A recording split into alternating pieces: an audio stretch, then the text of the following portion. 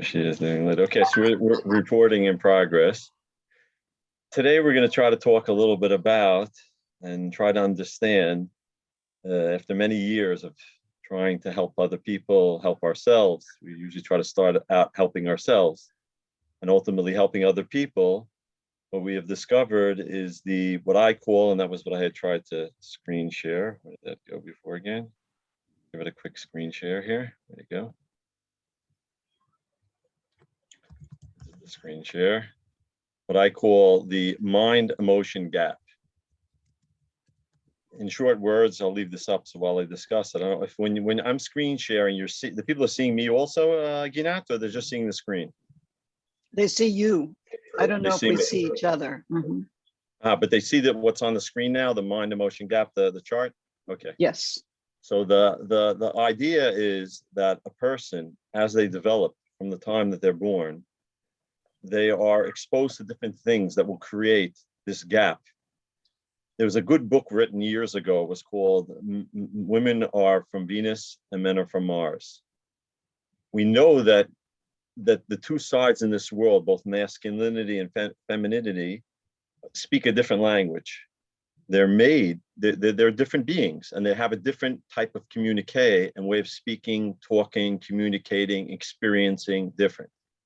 There are two sides in every human being that have a very difficult time communicating.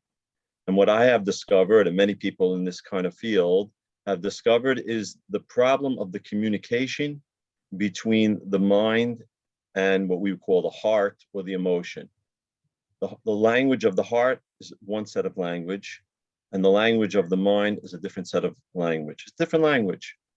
And we've gotten used to, in a modern society, to attempt to try to override this communication, which is supposed to be natural.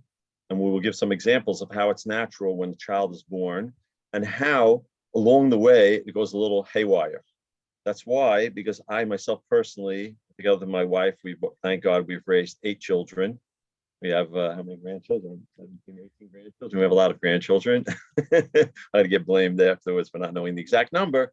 But the idea of both health is very, very based on early childhood exposures and the way the person develops their communication between their mind and their emotions. So if we would try now to get a little bit of an understanding of what I call the gap. The gap is basically based on the expectations, as I write here, right? We have certain expectations that are built upon the thoughts of our parents' expectations, our family's expectations, society's expectation.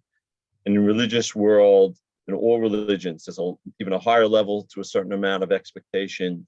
Depending upon different social norms in different places, there are different levels of expectation. Now is where the gap starts to form. The child, as a young child, will usually feel that they are not reaching those expectations. Now, that's dependent, again, upon the parenting of the child, the parenting, the group, the social group, how positive they are, and how much unconditionalness and positive reinforcement they give towards their children. As that gap grows, because it grows from, if we would give an example, the parents would have unrealistic expectations. They want their child to learn violin, right? That's not easy, right? And because the father's had a dream of playing violin, and he's decided that his child should play violin.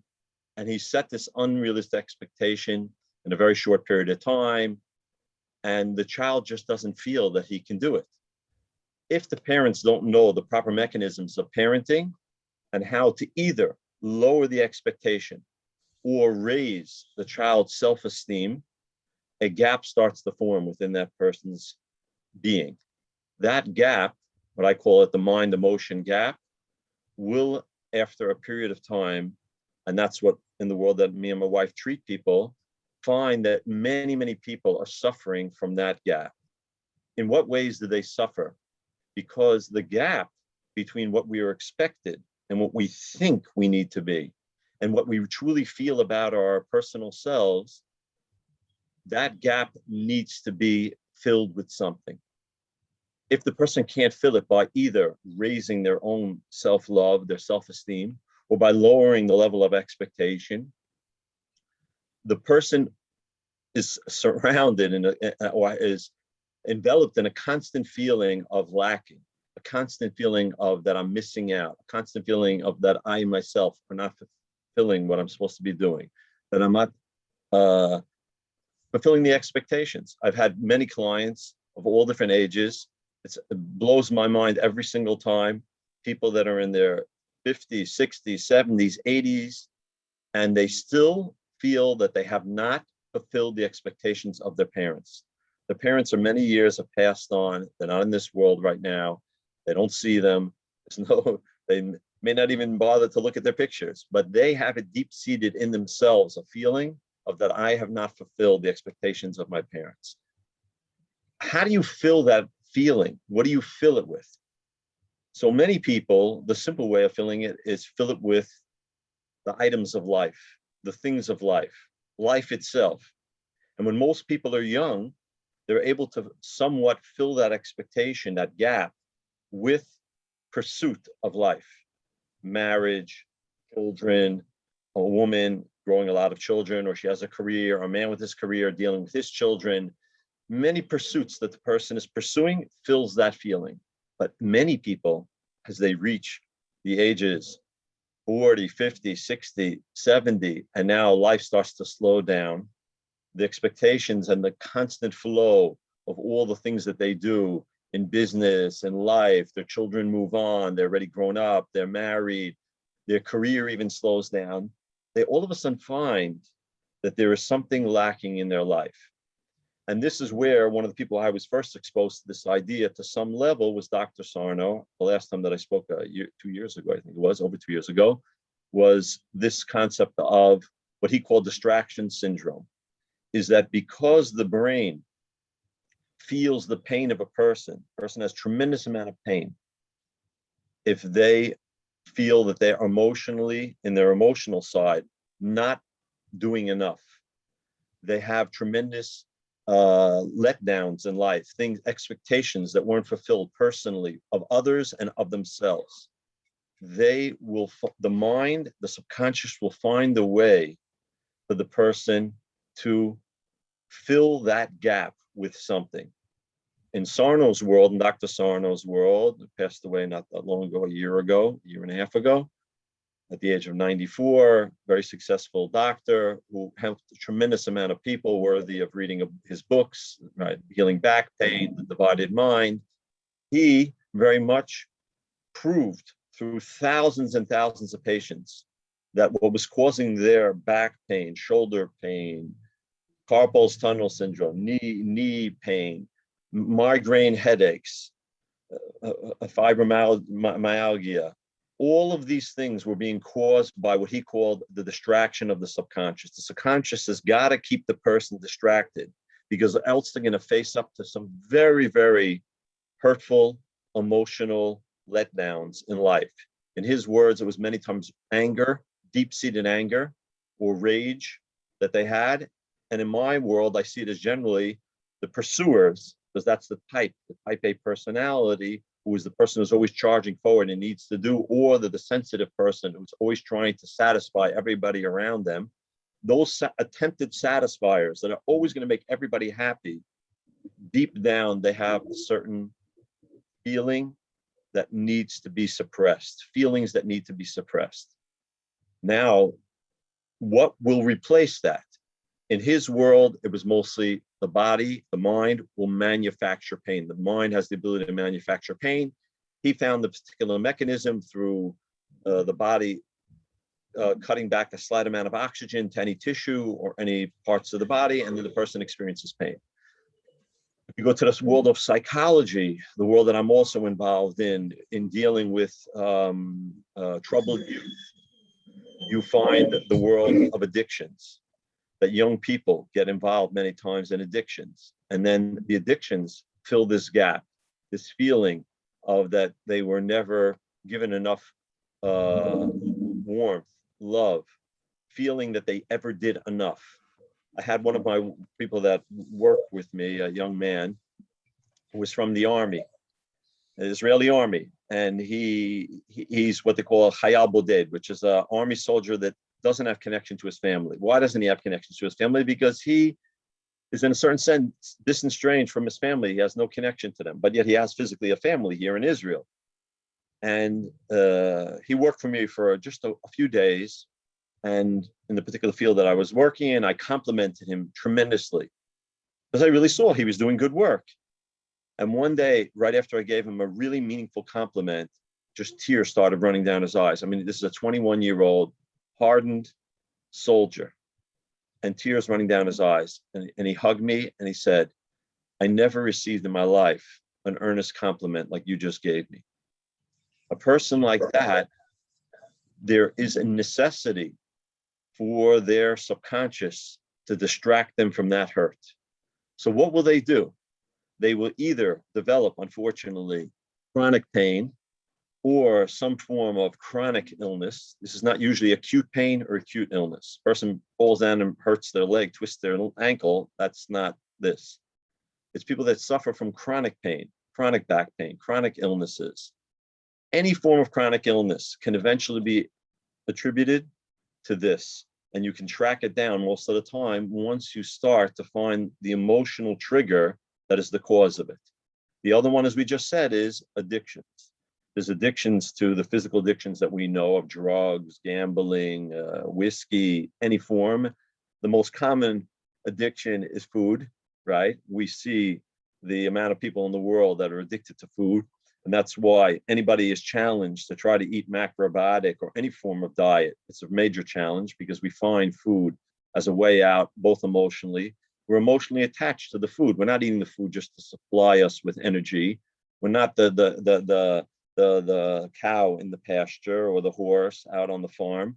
We're a human being that is triggered and connected emotionally to our gap filler. And the gap filler, in many times, is food. It can be other things. There are people that I've tried to help that are addicted to thinking. This is a whole other world of people that are addicted to thinking, meaning instead of trying to be an emotional being and awaken that womanly side of themselves, they are addicted to only trying to cure, fix everything in this world through just thinking. And it has a very, very also detrimental effect. Because as we started out today explaining, this is a communication problem between two parts of every human being: their mind, the intellect, who is always trying to calculate things, and the mind, who always lives in the past, trying to predict the future. It takes memory and it tries to always now predict the future. What are we looking for? We're looking for that side of us to communicate with the emotional side. The emotional side of it, what does it want right now? What is it feeling right now? And that's a little exercise towards the end we're going to do. We're going to try to become connected to what it means to really feel. The first start of the cure of this issue is how to learn to truly feel. But most of us are totally disconnected with our emotional side of ourselves. I'm not talking about that we don't get emotional. If we watch a good movie, or if we go to a sad thing, right, we become emotional, but we're not aware of how the mind and our emotional side of us, our heart, are communicating and trying to influence each other, and how to truly bring peace between the two of them. In fact, we're mostly in pieces and not in peace. So as we just explained, there are different types of distractions. The distractions are trying to fill this gap between the expectation and how we truly feel about ourselves. So for a period of time, I had 11,000 followers on Facebook in a parenting group. And what I was always trying to teach was that you must cause successes for your children. Most of the people I see that are watching are older people, or maybe past already that parenting years, but yet we can still have effect upon ourselves, those around us, and our children and our grandchildren to some effect. The point is getting people to feel success. So how do you do it? When it's a young child, it's quite simple, because children are thirsty and need parental attention, love, feeling of approval. So that's their food. That's their emotional food. Now, if the child, you give them a task that is achievable and you prod them a little bit to reach it, and they reach it, and then you compliment them, you now create a very, very strong emotional connection to the good feeling about themselves. There's as we just showed, the expectation, and then there's what they feel, and they're very close. The closer they are, if you go around in the street and you meet different people, when you meet people, like I know some of the people like Ginat, right? You can feel that they're good with themselves. You can feel they're comfortable with themselves. You meet people immediately and you feel they're comfortable with themselves. Why? Because their level of expectation and their level of what they feel about them are very close. When that gap starts to become bigger and bigger, all of these issues, as we just said, the distraction syndrome starts, whether it's pain, illness, addictions, or even difficult psychological things have been linked to this, such as OCD, because that again is a distraction. The brain is trying to just keep the person in a loop all the time, just thinking about something. They become obsessive thinkers about something. That's the process that they do over and over again. What is that doing? It's keeping the person distracted. So why? They shouldn't face the uncomfortable feeling, the distance between what they feel about themselves and what they think, what they think that they need to be. So how does a person change this? I mean, in reality, when we're young, our parents have a very large influence on those around us in the education field, and I would say it's more the people that are in our experiential sphere, the people that we experience in life, feelings, those people have very strong influence upon us.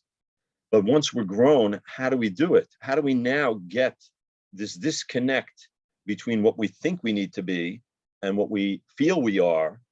How do we close the gap? In my particular case, I'm a religious man, right? A religious Jewish man. The expectations in let's say in religion, we don't lower it, right? We believe that, people that are of religious form, they have some kind of belief, and anybody in a real society has belief. You're not going to say, just because I feel like I want to steal, I can steal, right? I mean, it don't make a difference what you feel. This is the guidelines of society, of religion, of expectations. It's very difficult to lower those expectations. The feeling about yourself is also very, very difficult to change. What people feel about themselves since their childhood is a very, very complex, deep-rooted ingrained in the person in a way that's not simple for the person to undo. What we can do is try to anchor ourselves more and more into the world of our emotions. And that is the way that allows the brain and the emotion to connect to each other in a more cohesive way. So how do we do that? How does a person become a truly emotionally aware person? So we're going to give now a very good example. What was the good example? I left work a few hours ago, out on the highway, started driving, and the road just stopped dead. Big accident.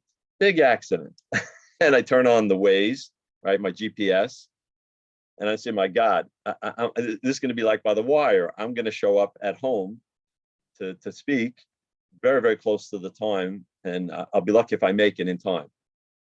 But what did I immediately feel? My mind can deal with what it wants to deal with. What is it? I check the GPS. I'm trying to look if there's some way to get around this. But what's really killing me? What's really the difficult part of it? Right here, I felt it in my solar plexus. It's just something pressing on me. What we have gotten most of us used to is ignoring our body telling us what we're really feeling. We have all the time, whenever our emotions are awakened, whether they're positive or negative, we have manifestations in our body. This is the first step for a person to move towards their health, true health, in being emotionally healthy. One second, I'm trying to undo the share screen. Stop share. Okay. That is the way that a person can bring true emotional health to themselves, is first not skipping over the emotion, but being first step aware. How is a person aware? So a person could do that as a practice, and probably one of the most powerful practices been taught over all the many times that I've listened into the health forum, has been taught through types of mindfulness, types of breathing, that a person becomes aware of themselves and a little bit less a thinker and more of a feeler. As Michael Brown from the Present Process writes, he says, we have to stop trying to feel better. We have to be better at feeling. That's what we're working on, becoming better at feeling. When a person starts to become better at feeling, they can quiet the mind and they can allow the natural communication and the natural interface between the mind and the emotional side of us. But most people skip that completely. They're ignorant of it. And I'll give you some examples. I'm a paramedic, and I, for years, was responding to car accidents, to people in their homes that were ill. But particularly with car accidents, I saw always the incorrect thing being done. Now, I'm a paramedic, so I'm dealing with the very acute, medical side of what needs to be done. But when many people experience a car accident, what do the people that immediately show up? And if it's a car accident, thank God nobody was really hurt. People shook up. What did the people do? What does everybody do as soon as they walk over to the people? You see a guy. Are you okay? What's okay. You look okay. And they get into a whole discussion, a word discussion, a lingual discussion of how are you and what are you feeling? And that is not what the emotional side of the person to deal with the trauma needs. What does the person need? The person needs to do, and this is one of the tricks. Here's my wife, she can display us how to do this, right? No. You're not gonna display it? No? Okay. Thank God, in the merit of my wife, we've had 8 children, and she spent most of the time doing this. I really get almost no credit for this. But when little babies cry, what does everybody do? You don't talk to a 1-month-old baby. Do you talk to a 1-month-old baby? No. Do you? No. It doesn't help to talk. What does it help to try to describe to him that I'm taking care of you, everything's going to be okay, the loud noise that you just heard, it's just, the neighbor drilling next door. Words don't placate and assuage emotions. This is a little child, this is a baby, 1 month old. So what do? You hold the baby. Hold the baby. You just cuddle the baby and give him warmth and just give him unconditionalness. I'm here just to hold you.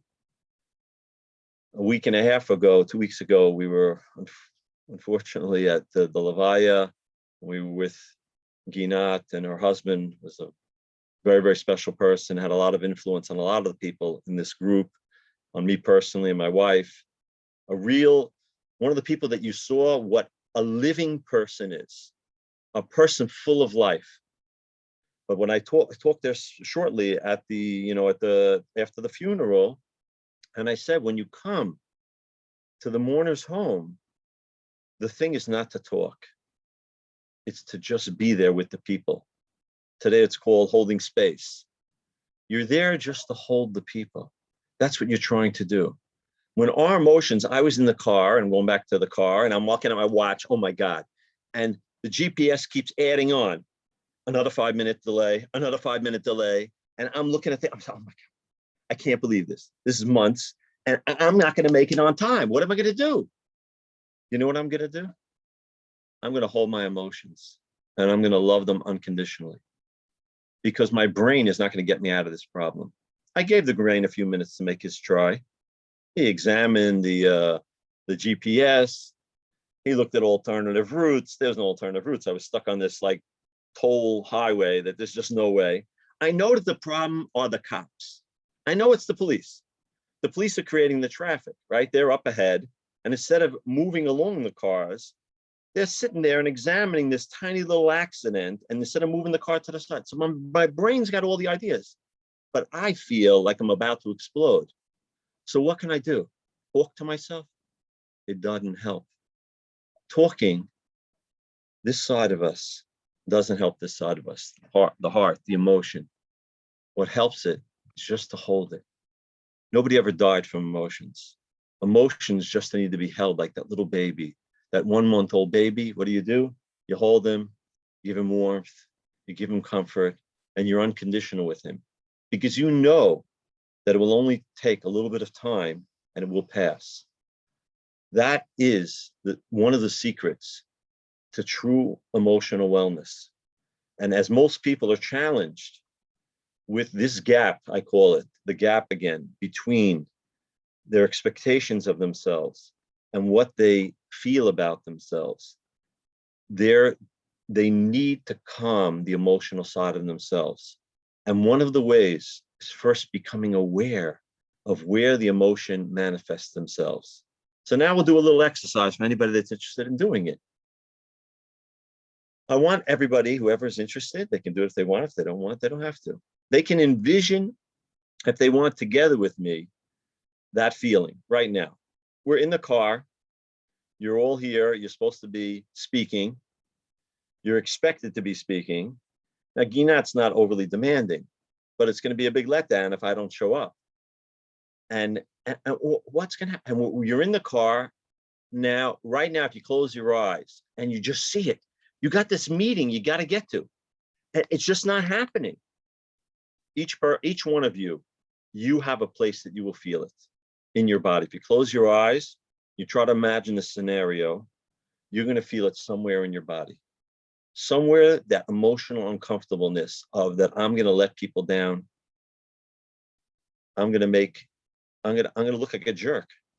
I'm going to be, why didn't I leave another half an hour earlier? There's something deep in you of, oh, Bitzalel, you're going to do it again. You're going to let people down again. Where do I feel it? Where do I feel it? It's in our body manifesting itself. Some people might feel their knees shaking. Some people might feel it in their stomach, some in their throat, some in their head might pound, some in their solar plexus, some in their gut, in their diaphragm. And what we're going to try to do is just hold the feeling and just be unconditional with it. It's uncomfortable, but we're so used to trying to use our brain to assuage those feelings. We're going to just allow it to be and just hold it. We're not here to cure anything. We're not trying to feel better. We're trying to be better at feeling. So we're going to sit just for a moment. I'm going to try because I can feel it in my solar plexus. And just allow the feeling to be.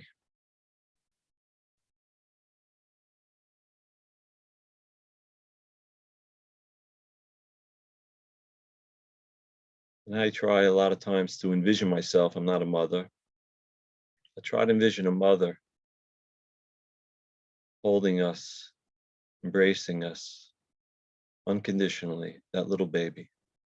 Every one of us has a little baby inside of us that just wants to be held and feel that unconditional love.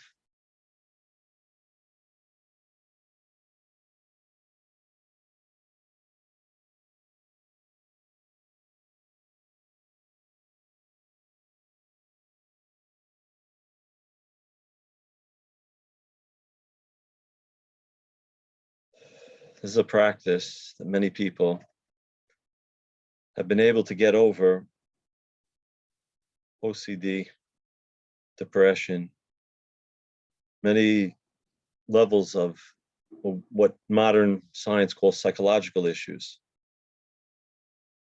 Yes, they are linked to psychology, but they're mostly seated in the emotion and the lack of language towards the emotion. Over the past few years, we've got involved, my wife's more professional at it than me, is dealing with horses. And the lessons that we've learned from the horses and from many animals, they hold a much smaller significance in their life to the intellect. But their world is much more significant as their emotional intelligence. A horse can read you at 50 meters what you feel about yourself. And I've done this. I took a young lady and I brought her into an arena with a horse, and she wanted to be close to the horse. She wanted to touch the horse. She stood next to the horse and the horse walked away. I said, I want you to close your eyes now. I want you just to really, truly be unconditional about yourself and really try to awaken true love about yourself in a perfect way, as best as you can conjure, not fake, not what, again, is expected of you, what you really feel, what's true about you, but something unconditional about yourself. And she stood there for a few minutes. You could call it meditation. I call it just being. And she was just being there for that moment. And after a short minute, the horse turned around. He was drinking water. He walked back all the way over to her and he put his face right into her heart. And she could feel him. She said, I feel him breathing next to me. I said, open your eyes now. And what did she see? The horse standing with his face, his mouth right on her heart. Why? Because there is a part of us, just like the horses and just like everything else in the creation, that is truly emotional and unconditional. The problem with most of us is that we've learned to attempt to try to get past this world with our intellect. We think that we're going to cure everything with intellect. And anybody knows all the macrobioticers, we're here 28 years, almost 30 years, I think, eating macrobiotic, that it's a lot of unconditionalness and it's a lot of love. It's not something that comes out of intellect. Yes, there is the intellectual side. And that was the young lady who spoke before us, I think her name is Julie, about this rigidness, because that's our intellectual side. We have to be careful also, even in the other practices that we do, that we don't give up on our emotional side. Food is emotion. We are emotionally connected to food. And I've heard many times from my wife, who is a macrobiotic cook, who was trained by Ginat and has provided me with my health for many years through her amazing cooking and many other people that we have helped and fed. But what did she put into the food? What did you put into the food? Love. That's what you have to put into the food. It's a hard thing to do because after it's all said and done, you're cutting those not potatoes. You're cutting those leeks, onions, you're slicing, dicing, cooking, and then at the end, there's the pots and the pans, right? But even the pots and the pans need love. Even the pots and the pans need love because they're part of the purpose. Our emotional world and the world that we're looking around, without getting too philosophical and being careful not to tread in any of the world of politics, but our world is being torn apart, not by intellect. It's being torn apart by emotion. The left and the right, in every society, whether it's in the United States, in Israel, everywhere you look across the news, there's people warring from one side to the other. But why? What do they war ultimately with? They war with their emotions. The people are emotionally triggered. And this is another one of the keys. I wanted to get one of my grandsons, a beautiful artist, a young boy. I didn't have time to draw the picture that for a long time I've wanted to have him draw me this picture. And this is how I envision a person. Many of us from childhood, we have emotional triggers. We have, let's say, for example, been put down many times, or not been encouraged, or been embarrassed, or any particular feeling, but that has been repetitively done to us many times over our childhood and over our life. What happens is we now have an emotional trigger that's automatic. And you can walk in the street and just meet a person that you don't even know in the street. And if they just produce the same emotional world, immediately your reaction will be the same as it was that you have done and repeated hundreds and hundreds of times over. And the picture that I always wanted him to draw was a picture of an octopus. and that the octopus is back there and he's holding on to the person with his tentacles. And each tentacle is one of these triggers in life that we've been triggered to act in a certain way. And I'll give my little story. I decided about 3-4 years ago in Israel, after taking the driving school, mandatory driving school tests, and they put you through driving school again if you get too many tickets, right? And I had to go through this twice. And then after the second time, something just came over me. I just said, I'm going to drive emotionally intelligently and think about all the human beings that are around me, and not like a scientist who's trying to figure the fastest trajectory to reaching my goal. And then I started noticing that one of the most beautiful places for the interaction of humanity is the crosswalks. And there's very rigid laws about crosswalks in Israel. I don't know what it is in the States, but it's not only if somebody puts his foot down on the crosswalk, it is if the person reveals that he wants to step onto the crosswalk, the law obligates you to make a full stop and allow the person to cross on the crosswalk. And I have taken upon myself over the past few years to turn the crosswalks as a place of human influence and human interaction. And I'll just say 1 or 2 quick stories that I have found how a person can change an emotionally frustrating place, an emotionally tense place, a place where many people experience fright, hurt, fear, and frustration, and it can be turned into a beautiful place. And what I decided was that I would start to stop. I'm a New Yorker, right? I mean, you drive straight up to the crosswalk, like, right to the edge. No. I start stopping and slowing down already 100 meters, 50 meters before. And let's get close to the crosswalk. I through the window, I go like this. Bevakasha, as we say in Hebrew, please, sir, please, madam, cross the crosswalk. And I could write a book, literally, on the stories that have occurred on crosswalks. I had once, this is in Israel, this is a joke for the American Israelis.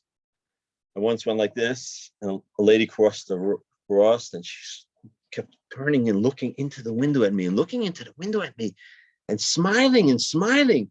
And next thing I see, she comes over to my window. And I open my window and she says, "You're not Israeli." I said, "You're right. I'm from America. I'm not Israeli." And I had another instant. And I roll down the window and the lady comes over and she tries to kiss me and hug me through the window. I said, "What's going on here?" And my wife and my daughters were in the car once, and an older elderly man was riding on his bike. And I was so patient. He was slowly trying to cross the street. And all of us in the car were just smiling through the windshield at him. He was so mesmerized, just looking at my wife, beautiful wife here with her smile. My daughters are beautiful with me. I'm just regular. And all smiling and just, wow, you can change somebody's world just by being open, unconditional, and emotionally aware of what other human beings are experiencing, even on a crosswalk. The other small thing that I have found, which I would call it a small, but it's a very large one, that is very, very powerful for a person to help his emotional world and help the communique between the emotion and the intellect. One of them, like we said, is to just hold the emotion, allow it to be, and not try to talk it through its feelings. But one of the most powerful ones that we can do as a practice is breathing. And that I know in this forum has been talked about numerous times. I'll tell you honestly, it doesn't make a difference which kind of breathing you do. Yes, there are better ones. There are this diaphragmatic, there's Wim Hof I did. I went in the ice baths with Wim Hof, with through breathing, and it's all great and dandy. But what I did find is that every person, my wife, you could ask her over here, what did you say about breathing? It's amazing, right? She told me she's not going to talk.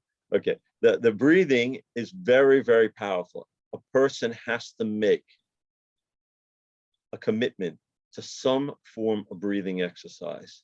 Why? Because the breath is the bridge between the world that we are spontaneous, that is uncontrolled, and the controlled world.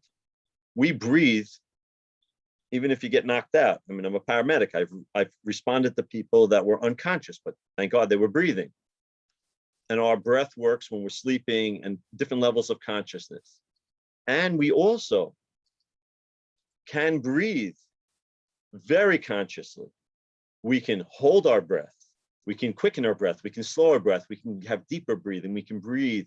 There are so many forms of breathing. And if you just go on Amazon and say, books on breathing, you will see literally tens, if not maybe hundreds. And it doesn't make a difference. Find some form of breathing that you actively try to just be in the moment. Because breathing brings the person to the moment. It brings the person to mindfulness. It brings the person to the now. It starts to open the person's emotional world to themselves, and it quiets the mind. And the most important practice probably in breathing is just a simple awareness of the breath, that a person should just slowly breathe and become aware of their breath. 5 minutes. Don't start up with yourself. Don't try to become the hero. I'm going to do this an hour a day. No. Not even a half an hour. Start with the tiniest little amount, 5 minutes, but just a true commitment to doing some form of breath work every single day.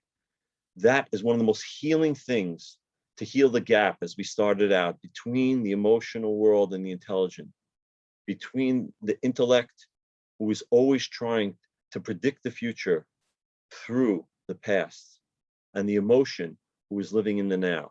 We can bring them to a certain level of peace between the two of them through the power of the breath. Every person we know, it was a very, very powerful experience. The funeral of Sheldon. But one of the things that I heard that was made a very large impression upon me was that Ginat had the power to be there at the last moments of her dedicated husband with him. Because we all enter this world with a breath, and we all leave it with a breath. And it's a very, very powerful thing. The breath is what allows us to speak. It allows us to sing. It allows us to be who we are. So I ask of everybody, to their level, try to take upon yourself something that's comfortable with yourself. Be comfortable about it. This is not, I've had a lot of people that I taught breath and they get caught up on some kind of, again, I'm not doing it right. I'm not doing this right. I said, you're always doing it right. Breathe natural, but breathe with your mind. It's connecting your mind and your lower part of yourself, your emotional world, your heart together by just breathing and being aware. And with that, we pray that it will be good for all humanity if more and more people will learn to have this unconditionalness towards themselves. In fact, we'll say one short word from the Bible. The Bible says you need to love your neighbor like yourself. So it's a command to love your neighbor, but most people don't know that it's a command to love yourself. A person is obligated to love themselves, because the only way you can ultimately love other human beings is to love yourself. And a person needs to be unconditional somewhat towards themselves, to lower a bit of the demands. As the young lady Julie said before, this little bit of rigidness, even sometimes in different diets. No, you have to flow with it. Feel it, what's really good for you. Because real true healing is a journey in life. And it's the journey that the person has his own personal journey that's fitted to him. There's nobody can tell you how to do the journey. You can only find it yourself. So I pray for everyone here, and we hope that should be good for the whole world. Every time the Ginat does this, I'm sure it brings good energy to planet Earth and maybe to the cosmos. And we're hoping that it should be good for everybody. And everybody hopefully enjoyed this to some level and hopefully have some little takeaway. And we'll continue to try to breathe till the end. God bless you. Thank you, Ginat. Thank you, everybody, for those who listen, and for all those that will eventually listen, hopefully on YouTube. For my husband. Hear me? Yeah, now they hear you and you're recorded also.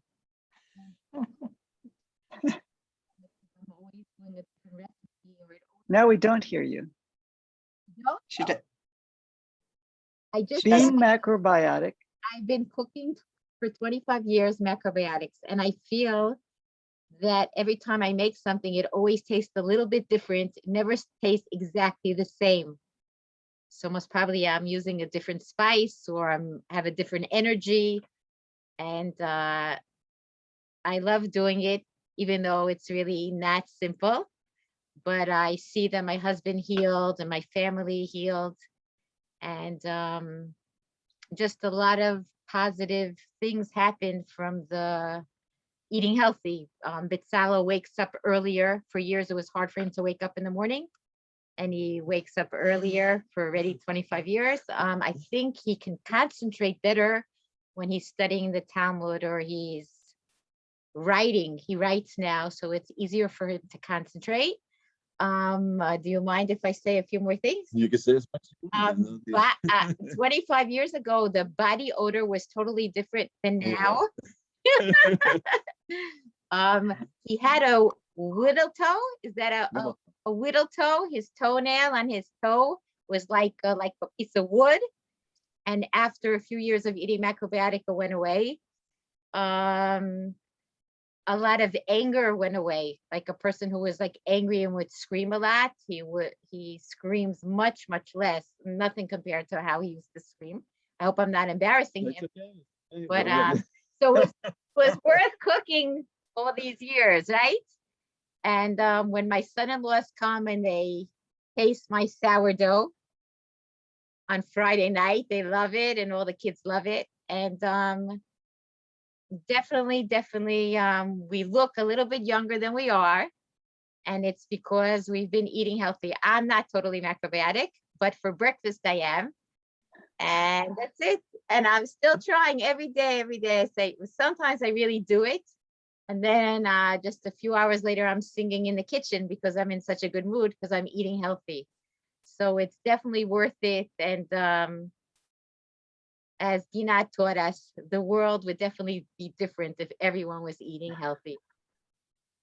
And thank you, Ginat and Sheldon, for all the years of your love and your encouragement. And I think she has emun. How do you say emun?